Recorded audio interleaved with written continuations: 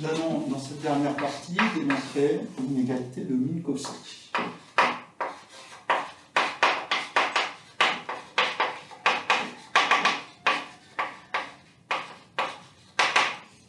Alors,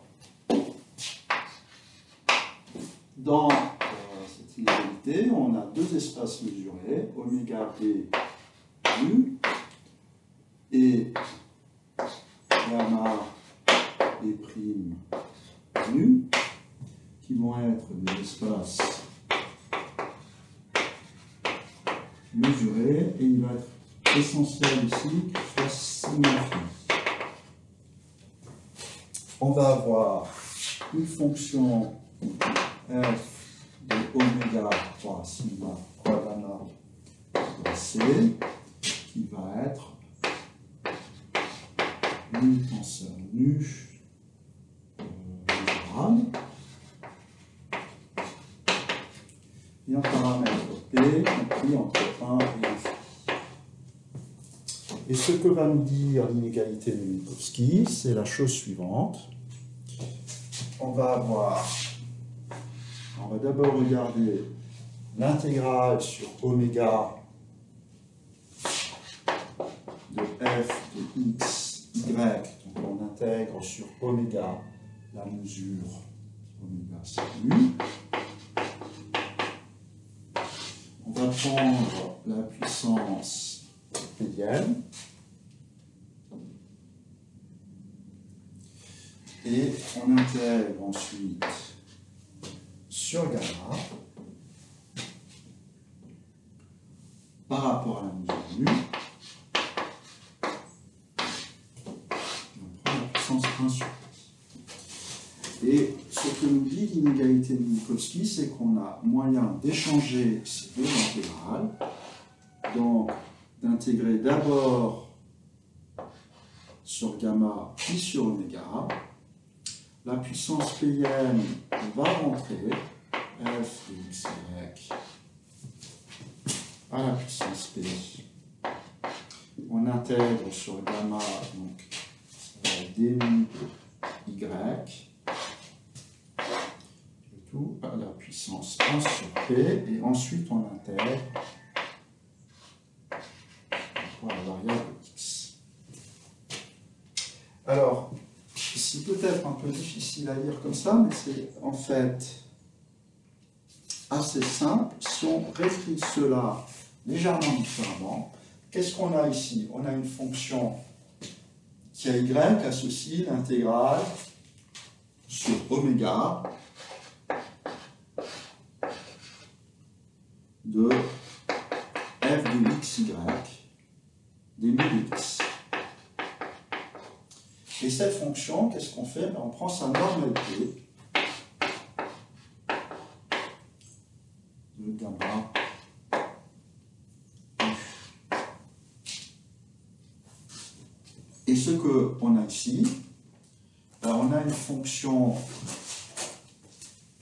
de y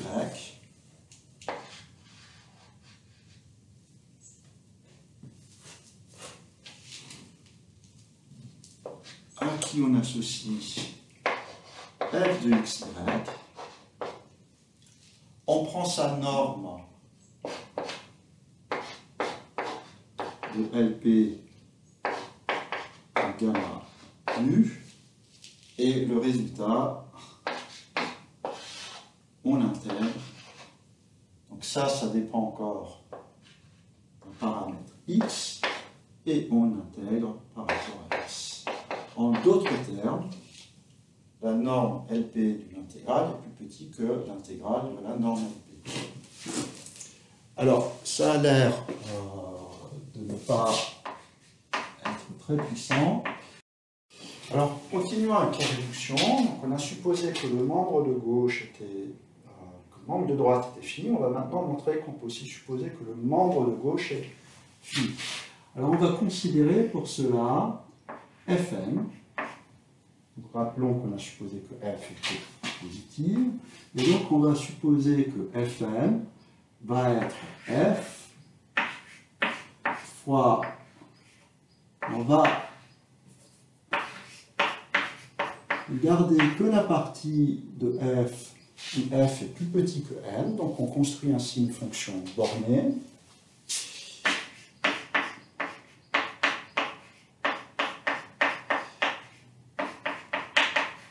Et puis on va également tronquer, et c'est là qu'on va utiliser que nos espaces sont sigma infini, et on va prendre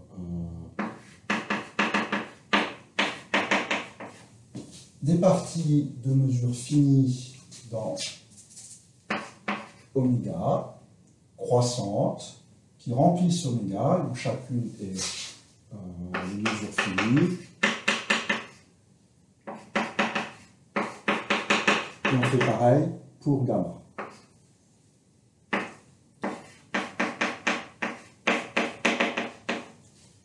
Alors quel est l'effet de ça? Notre Fn va être borné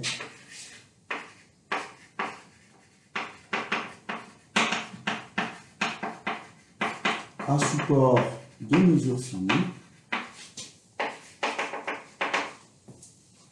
Donc, si je commence par regarder la fonction h, l'intégrale définie par h de y, qui est l'intégrale sur oméga de f de xy d mu de x. D'abord, cette fonction-là,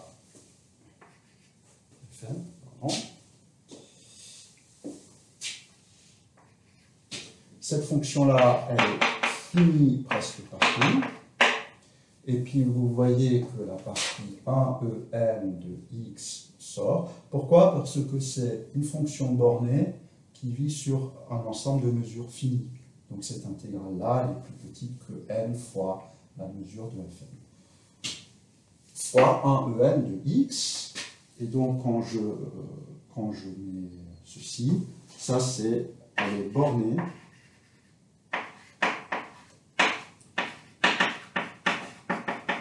à support de mesure finie, plus précisément support de n. Pardon.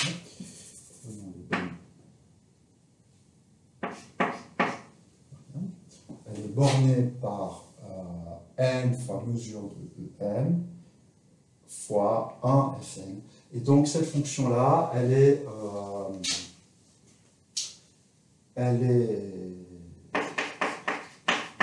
positive, et cette intégrale-là, le membre de droite pour cette intégrale-là est fini.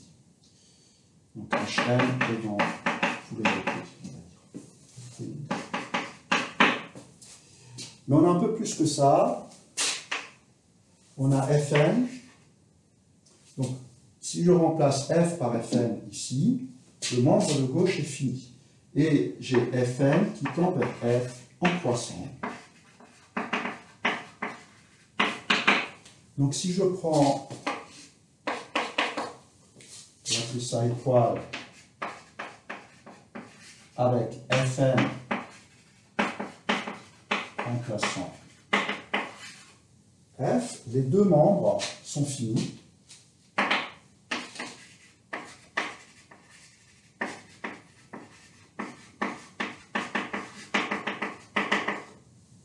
Le membre de droite, très clairement, parce que c'est mon hypothèse ici. Le membre de droite, je vais avoir convergence de la quantité ici avec Fn vers f, parce que c'est tout simplement, il faut remarquer que Fn croît vers f quand on fait tendre n vers l'infini. Ces ensembles-là croissent et vont remplir l'espace, et ceux-là vont remplir l'espace aussi. Pourquoi cela remplit l'espace? Parce que si ceci est fini, cette fonction-là, f, doit être finie presque partout.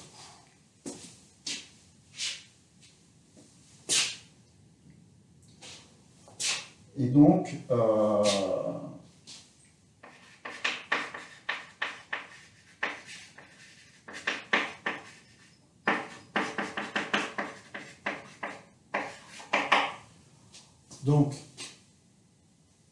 si j'ai, sous cette hypothèse-là, si je remplace f par fn, ici, je vais avoir convergence quand m tend vers l'infini de ça vers fn vers ceci, de ça avec fn vers ceci. Donc si je démontre étoile avec fn,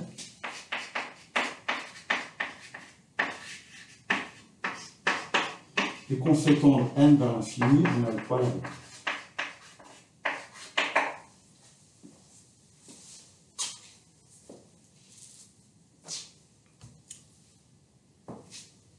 Conclusion, c'est qu'on peut maintenant supposer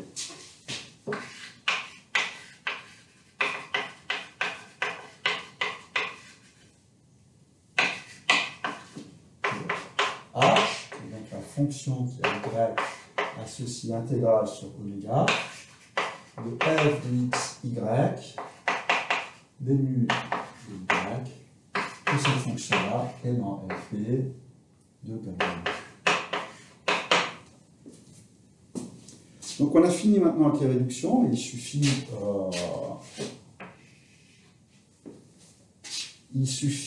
de regarder ce qu'on va démontrer et d'appliquer un bon unitaire.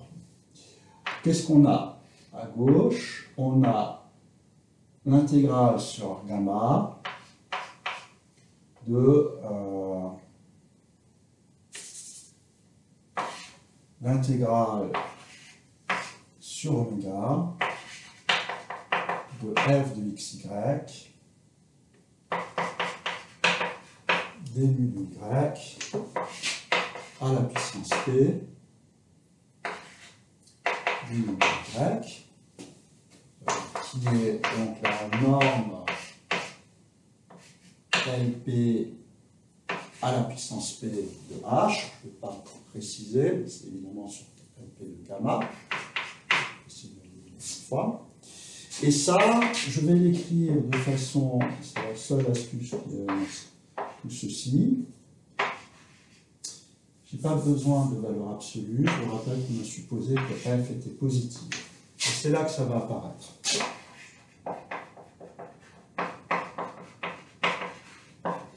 Cette puissance P, je vais l'écrire de façon un tout petit peu astucieuse. P égale 1 plus P moins 1.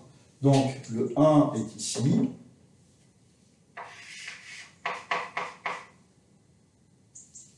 Ça c'est h de x, h de y, avec puissance P moins 1, et y. Je vais faire ça. Je vais utiliser Fubini. Et je n'ai rien à justifier parce que tout est positif. Donc quand j'ai que des quantités positives, j'ai le droit d'appliquer Fubini autant de fois que je veux. Donc la première chose que je fais pour appliquer Fubini, c'est que je vais mettre ça à l'intérieur de ceci. Comme ça, c'est une intégrale double de f de x, y, h de y, p moins 1, d mu de x, d mu de y.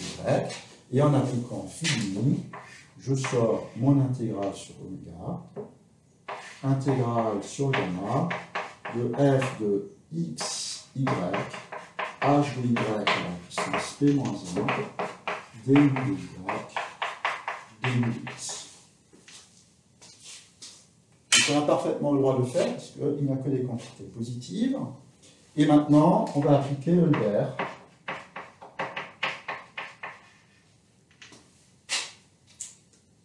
À quoi? À l'intégrale sur gamma.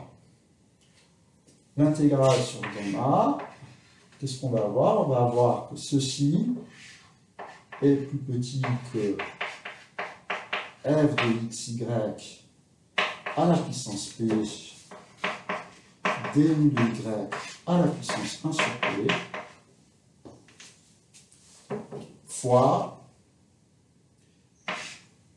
l'intégrale sur gamma de h de y, alors à quelle puissance?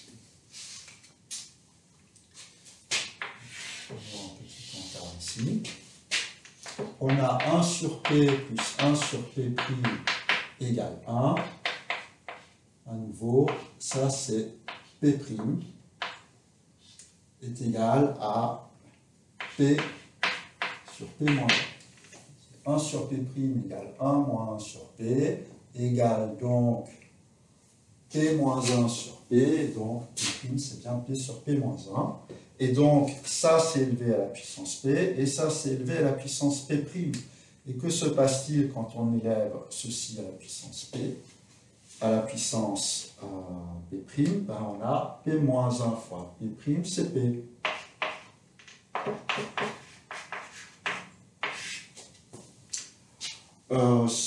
C'est pas la peine de s'embêter. Pour l'instant, 1 sur P', d mu x. Qu'est-ce que je viens d'écrire? Je viens d'écrire que norme de H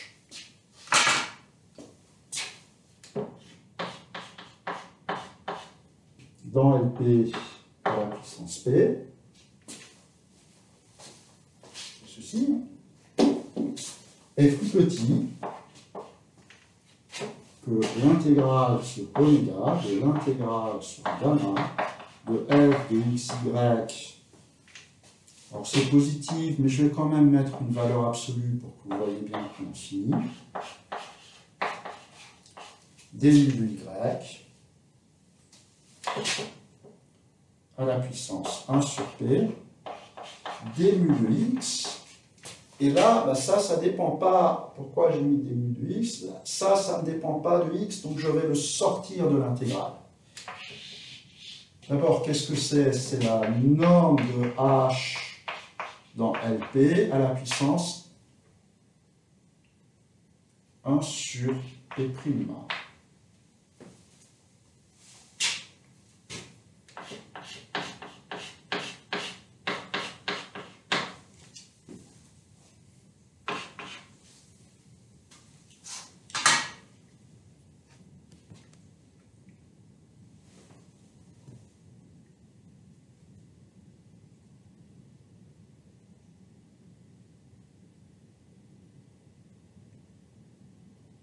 Bon, et là, on a fini parce qu'il n'y a qu'à simplifier les deux membres. On a le droit, parce que ceci est différent de 0. Sinon, on aurait écrit quelque chose de trivial. 0 est plus petit que 0. Donc on a éliminé ça dans nos réductions. Mais c'est aussi plus petit que... C'est aussi différent de l'infini. Ça, c'est la raison d'être de cette démonstration. Sinon, ici, on aurait écrit quelque chose de trivial. L'infini plus petit que l'infini. Et là, que l'infini fois quelque chose. Et là, on ne peut pas simplifier. La seule chose que ça dirait, c'est que ce truc-là, il n'est sans doute pas zéro. Mais comme on a supposé que ce n'était pas infini, on peut simplifier. Et quand on simplifie, ça c'est bien ici. Et les termes qui nous restent, c'est les bons. Alors résumons ce qu'on a supposé. On a donc supposé que f était positif et que la fonction qui a h associée, fonction h qui a y associée l'intégrale sur oméga de f de xy d mu x vérifie la norme de h dans LP. On a supposé que c'était dans LP et que c'était pas nul, parce que sinon, ben on veut démontrer si ça c'est nul, on voudrait montrer que 0 est plus petit que quelque chose. De positif, il n'est vraiment pas grand-chose. Et la réduction précédente nous dit aussi que c'est différent de l'infini. Ça va être OK. Et maintenant, qu'est-ce qu'on veut démontrer? Ben, on veut démontrer que la norme LP de H, ou plutôt, ce qu'on va faire, c'est qu'on va montrer que la norme LP à la puissance P de H, on va regarder ça. Ça, c'est donc l'intégrale sur gamma de l'intégrale sur oméga de f de xy du de x. Alors, il n'y a pas besoin de valeur absolue parce qu'on a supposé que f était positif. Du de y. Et cette hypothèse que f est positive va nous permettre d'écrire de façon ça comme 1 plus p moins 1. Le 1 va nous permettre d'écrire encore une intégrale. Donc ça c'est le 1. Et le p moins 1, on ne va pas écrire l'intégrale. On va utiliser le fait que ça c'est h. La puissance p moins 1 du y. Bon, et là, on ne sait plus trop quoi faire. Donc il n'y a plus qu'une idée à avoir. On a deux intégrales. On les intervertit. Pour cela, on utilise Fubini. Alors, on a le droit parce que tout est positif. Donc au pire, on écrit plus l'infini égale plus l'infini. Donc c'est le Fubini positif. Il n'y a plus rien à justifier, on vient de le faire. Alors on intervertit les intégrales. C'est l'intégrale sur oméga, de l'intégrale sur gamma, de f de xy. Ah, pour intervertir les intégrales, ici versus ici comme une mesure ou de façon équivalente, on met ça là-dedans, ça ne dépend pas de y.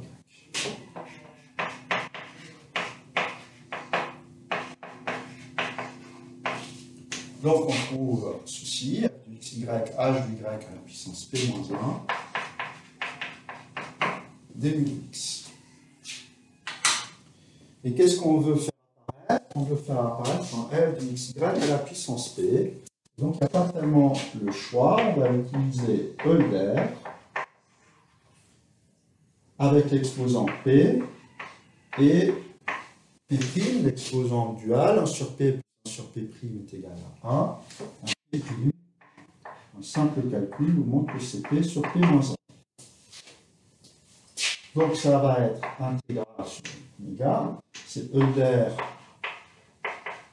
sur gamma, de l'intégrale sur gamma de f de y à la puissance p. Alors, certes f est positive, mais pour qu'on voit mieux, qu'on a presque fini, je vais la valeur absolue de f de y, dmu de y à la puissance 1 sur p. Et ensuite, on a l'intégrale sur gamma de h de y. Alors, à quelle puissance? La puissance p-1 fois p', mais p-1 fois p', c'est p. À quelle puissance? 1 sur p'. Donc, n'oublions pas la mesure des de y à la puissance 1 sur p'. Là, on n'a pas besoin de remplacer. Dmu de x.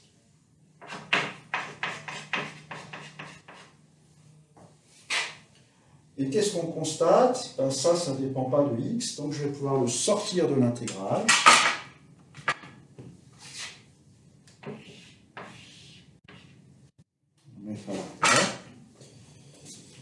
Et en résumé, je vais avoir h à la puissance 1 p à la puissance p est plus petit que l'intégrale sur oméga, de l'intégrale sur gamma de f de xy à la puissance p, dmu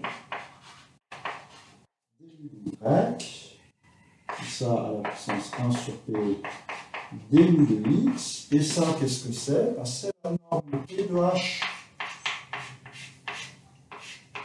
À quelle puissance? Ben, si j'avais 1 sur p, ce serait la norme p, mais c'est la puissance 1 sur p'. Donc il faut élever ceci à la puissance, pour avoir 1 sur p, il faut élever la norme p à la puissance p sur p'.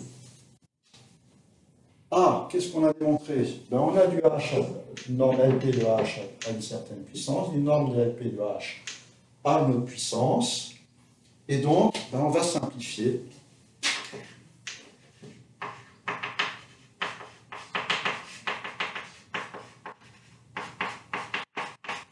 Par norme P puissance P sur P', et on a le droit, précisément parce que ce n'est pas 0, on aura l'inégalité triviale 0 plus petit que 0, et ce n'est pas l'infini, sinon on aurait l'inégalité triviale l'infini plus petit que l'infini.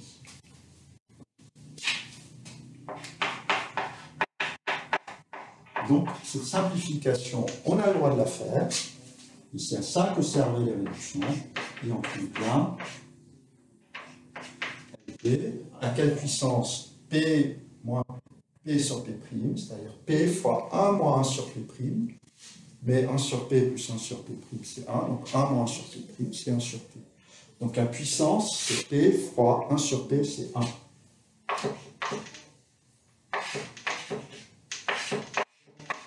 Et le membre de droite n'a pas changé.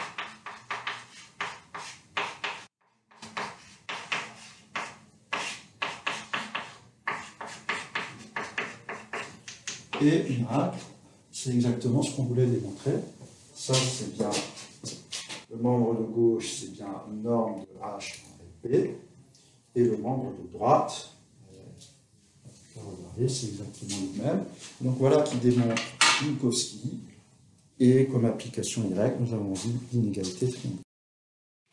Alors nous allons conclure cette section en démontrant directement, je vais mettre des guillemets sur ce, voilà, l'inégalité triangulaire.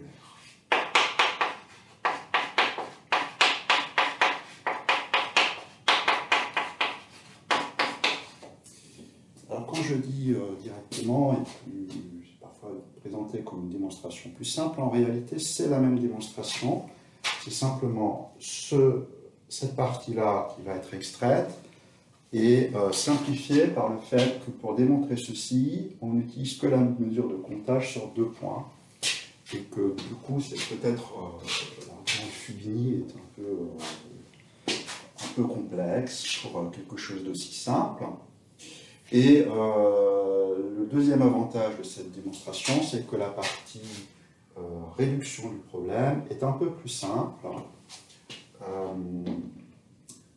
Expliquer pourquoi, et d'ailleurs je vous recommande de l'écrire calmement, en toute rigueur, à la suite de la vidéo. Vous avez une démonstration plus rédigée dans le polycopie. Alors, le point clé, c'est que la réduction du problème ici est assez simple.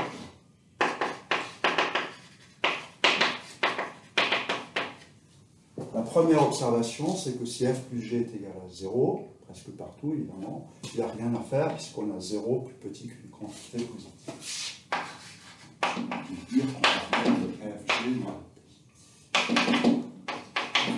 dans la deuxième chose, c'est qu'on a vu au moment où on a introduit la norme que f plus g était dans LP. Je rappelle qu'on avait écrit f plus g à la puissance p égale 2 à la puissance p, est plus petit que 2 à la puissance p moins 1, module de f à la puissance p plus module de g à la puissance p. Et donc,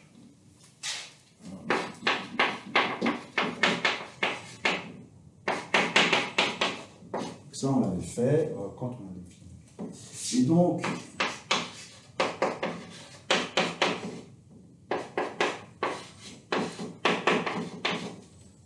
norme de f plus g à la puissance p est différent de 0 et de plus l'infini. Le point suivant, ensuite, est exactement la même chose. On écrit f plus g à la puissance p en norme LP à la puissance p. C'est l'intégrale de f de x plus g de x à la puissance p dv de x. Et on va faire en réalité la même chose qu'ici. On va écrire cette puissance P comme étant la puissance P-1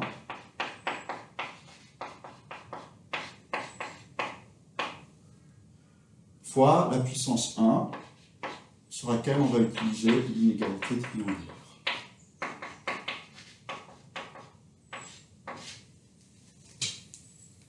Et donc, ceci est plus petit que deux choses. La première, c'est l'intégrale sur oméga de f de x plus g de x à la puissance p-1, f de x, dmu de x. Et la deuxième, la même chose en g.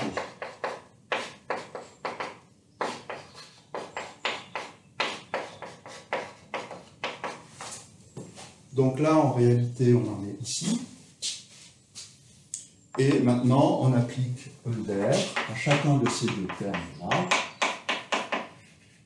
Le premier va être élevé à la puissance P', qui, je vous le rappelle, est P sur P-1. Donc, on va avoir que le premier terme est plus petit que f de x plus g de x, puissance P-1 fois P', c'est-à-dire P, le tout à la puissance 1 sur P', c'est-à-dire P-1 sur P.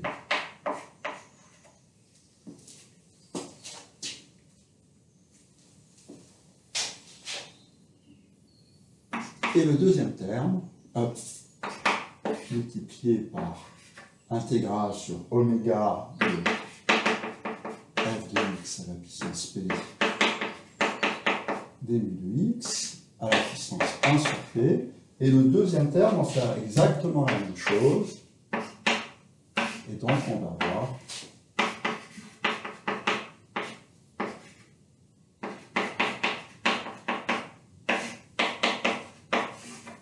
l'intégrale sur oméga de g de x dmu de x à la puissance 1 sur P. On va réécrire ceci à l'aide des normes. Et ça, c'est la norme de f plus g dans LP, puissance 1 sur P plus 1 à la puissance P-1, fois, ça c'est la norme de f dans LP, plus norme de g dans LP. Qu'est-ce qu'on vient de démontrer? On vient de montrer que norme de f plus g à la puissance P est plus petit ou égal à norme de f plus g à la puissance P-1 fois norme de f plus norme de g. Et donc tout ce qu'il nous reste à faire, c'est de simplifier par norme de f plus g, qui n'est pas 0, donc on a le droit de simplifier, qui n'est pas l'infini.